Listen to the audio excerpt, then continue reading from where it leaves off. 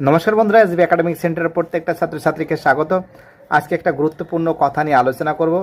একটা ছাত্র আমাকে একটা কোশ্চেন জিজ্ঞেস করেছে যে স্যার, মোবাইল ব্যবহার করা ভালো না খারাপ? তো দেখো, আমি বলতে পারি মোবাইল ব্যবহার করার দুটো দিক আছে, একটা ভালো দিক আছে, একটা খারাপ দিক আছে।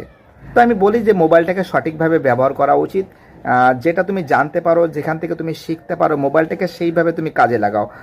মোবাইলটাকে তুমি খারাপ কাজে ব্যবহার করো না। যদি ভালো কাজে ব্যবহার করো তাহলে মোবাইল ব্যবহার করা খুবই ভালো। আর যদি মোবাইলটাকে যদি খারাপ কাজে ব্যবহার করো, দেখা যাচ্ছে ফেসবুক, ইনস্টাগ্রাম, এসব উল্টাপাল্টা জিনিস যদি দিনভরে করতে থাকো, তাহলে কিন্তু মোবাইল ব্যবহার করা খুবই খারাপ। বাট আমি বলবো না যে কোনো জিনিসই খারাপ, কিন্তু প্রত্যেকটা জিনিসের একটা লিমিট আছে। লিমিট অনুযায়ী কাজগুলো করতে হয়। অর্থাৎ তুমি মোবাইলটাকে ব্যবহার করো, কোনো ব্যাপার না, কিন্তু সেটা সঠিক কাজে ব্যবহার করো। পড়াশোনার ক্ষেত্রে ব্যবহার করো, ইন্টারনেটের ক্ষেত্রে ব্যবহার করো, স্কুলের ম্যাম কী দিচ্ছে, কোচিংয়ের স্যাররা কী দিচ্ছে, সেখান থেকে তুমি বিভিন্ন টাইপের পড়াশোনার ক্ষেত্রে অনেকটা নলেজ, জ্ঞান লাভ করবে।